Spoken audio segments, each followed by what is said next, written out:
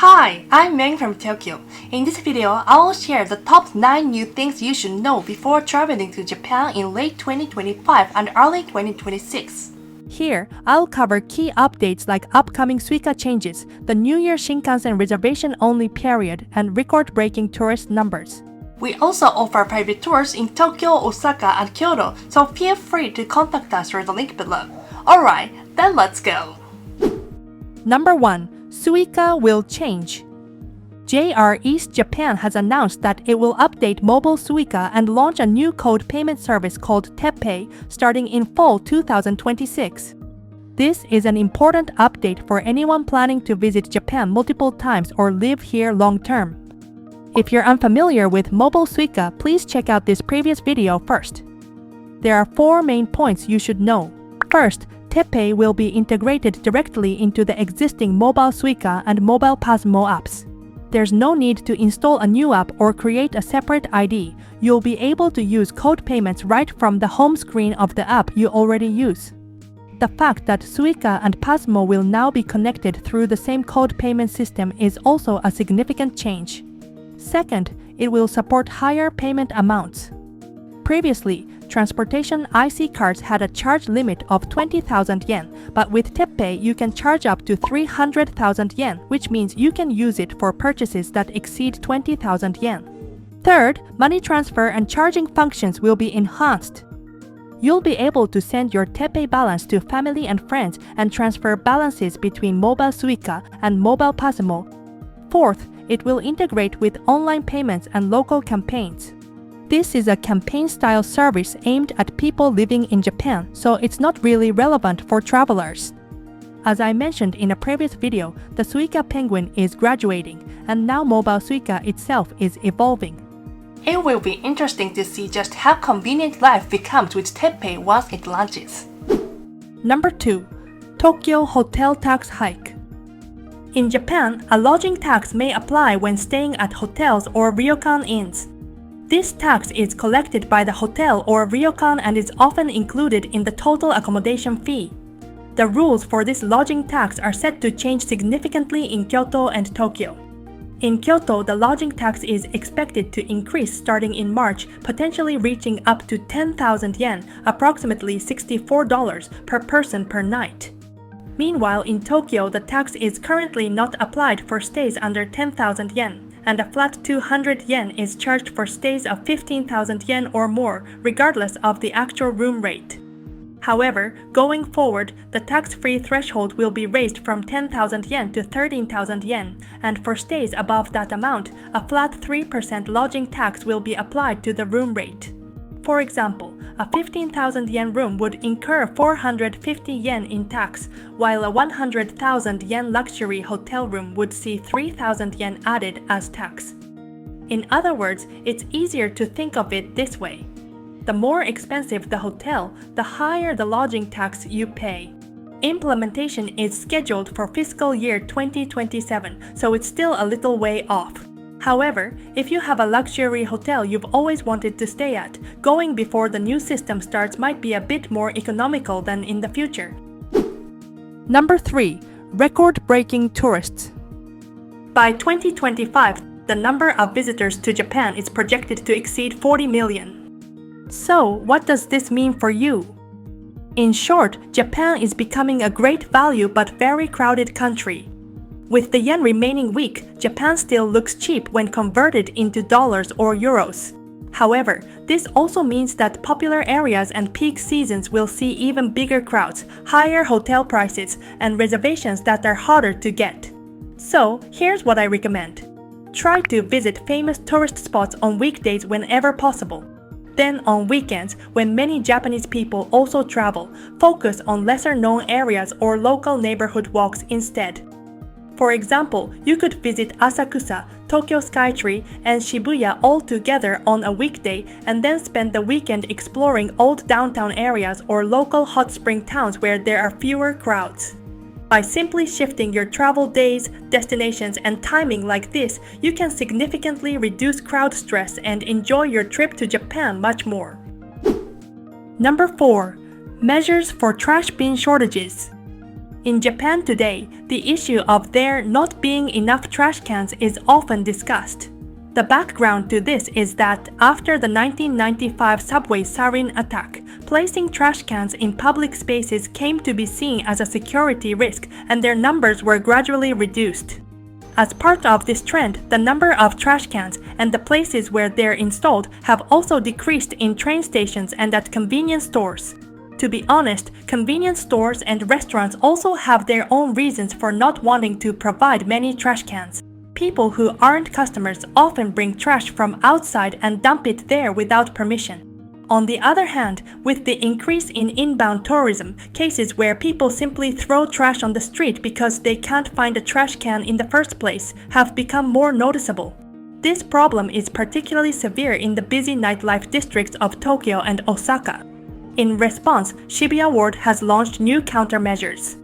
To reduce littering in busy areas, it has introduced a policy that requires convenience stores, takeout restaurants, and vending machine operators to install trash cans and manage them properly. Violators can face fines of up to 50,000 yen, and a new 2,000 yen fine has been introduced for individuals caught littering. It's a slightly stricter rule than before. New measures have also started in the Dotonbori area of Osaka. It might sound a bit old-fashioned, but they've installed trash bins with automatic compactors on weekends and holidays to prevent overflowing garbage from spilling out onto the streets. Many people associate Japan with the image of clean streets, but behind the scenes, there are ongoing efforts like these rules and new initiatives to keep the cityscape clean. Number 5. Busy season alert. End of December to early January is a time of nationwide travel in Japan as many people return to their hometowns or go on a vacation. Foreign tourists should keep a few important things in mind during this period. First, transportation tends to be very crowded. The Shinkansen, bullet trains, local trains, buses, and airplanes are all heavily congested, and even cabs and cars are likely to get stuck in traffic jams. Accommodation prices are also higher than usual, so booking in advance is especially important. This is also the time of year when department stores and other commercial facilities sell lucky bags called fukubukuro. These are similar to large-scale annual sales and are extremely popular because they offer great deals on merchandise. As a result, stores and other surrounding areas can be very crowded. Additionally, many Japanese people visit shrines and temples during the New Year, a custom known as Hatsumode. This event draws large crowds every year, especially at famous shrines and temples, so visitors should be prepared for heavy congestion and exercise caution when you visit. New Year's in Japan is a unique cultural experience, but careful planning is key to navigating the crowds and making the most of your trip. Number 6. Safety tips for winter in Japan. Here are 4 simple points to keep in mind to safely enjoy winter in Japan. First, infectious diseases like flu and coronavirus. Japan's winter air is extremely dry, so it's a prime season for colds and flu outbreaks. Wash your hands frequently, and if you're worried, wear a mask or use throat lozenges to protect your throat. Masks and throat lozenges are easily available at Daiso, a 100 yen shop chain. You can find Daiso in many shopping malls and station buildings nationwide, so keep an eye out for one. Second, slips and falls due to snow and icy roads. In Hokkaido and other snowy areas, roads and stairs can get extremely slippery. Choose shoes with good traction and walk slowly and carefully, especially on stairs and station platforms. Also, driving without snow tires is very dangerous, so if you plan to rent a car, make sure to check this in advance.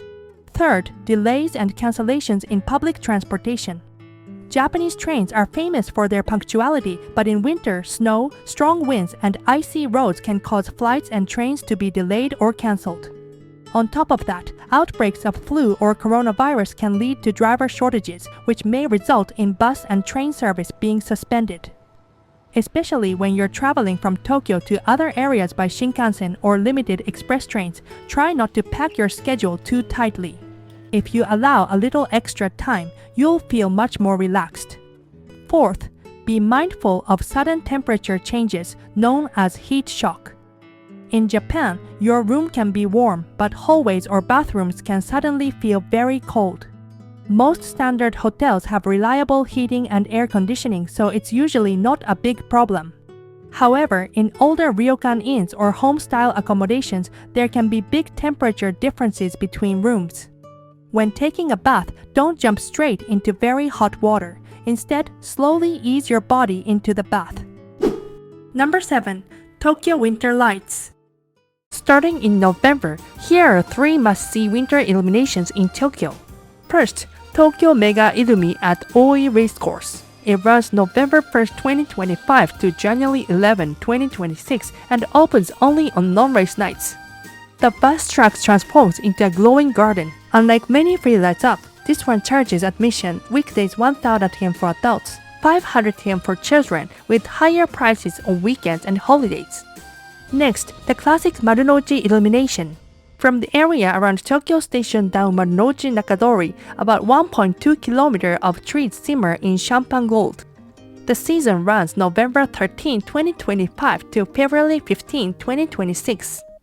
It's perfect to slot in before or after shopping and dinner as a quick evening stroll. Lastly, Roppongi Keyakizaka illumination. From November 4th to December 25, 2025, enjoy the signature snow and blue view. An arrow of light stretching straight with Tokyo Tower in the background. Number 8. Kyoto Luggage Rule. When visiting Kyoto, one of the first things many travelers wonder is whether to get around train or bus or taxi. I think using the train is generally the better option whenever possible.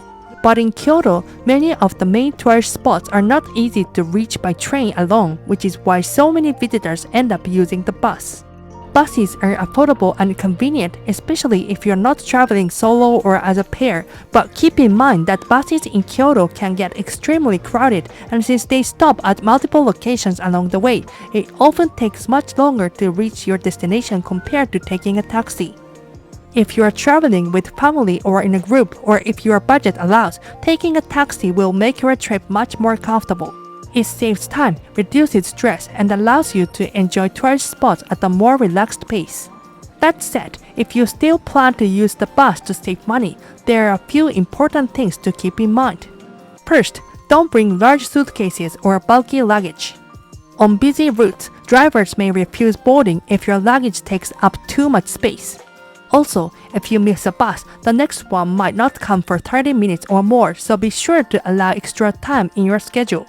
Kyoto City has been trying to address these issues, but due to a shortage of bus drivers, it's difficult to increase the number of buses in operation. So, if you're planning to visit Kyoto, I highly recommend planning your itinerary in advance and moving around with a clear schedule to make the most of your trip. Number 9. New Shinkansen Rule. There's a thing to keep in mind when using the Shinkansen, especially if you're planning to travel between Tokyo and Osaka or Osaka and Fukuoka from late December to early January. Normally, there are 2 types of seats on the Shinkansen, reserved seats and non-reserved seats. Non-reserved seats are free seating areas where you can sit in any available spot as they don't have assigned seat numbers. However, during crowded sections, you might not be able to find a seat. Reserved seats, on the other hand, allow you to book your seat in advance. The fare for reserved seats is usually about 500 to 1,000 yen, higher than non-reserved seats, but it guarantees you a place to sit. During the peak season from December 27 to January 5th, unreserved seats are not available on the Shinkansen Nozomi. This means that if you don't reserve a ticket in advance, you might not be able to board the train. So, planning ahead is essential. If you are unable to secure a reservation for the Nozomi, you can consider alternative trains like the Hikari or Kodama. While these trains take longer to reach their destinations, the fare difference compared to the Nozomi is minimal. There is another rule when riding the Shinkansen. On trains like the Nozomi and the Hikari, if your luggage is larger than 160 cm in total when you add up the length, wind, and height, it's best to book a seat called seats with an oversized baggage area in advance. The luggage space is right behind the last row of seats and only people with a reservation can use it. If you bring a big suitcase without booking, you will have to pay an extra 1,000 yen on the spot. Up until now, some people without reservations use this space without permission, which caused problems. Since July 2025, a new oversized baggage compartment has been introduced on a trial basis.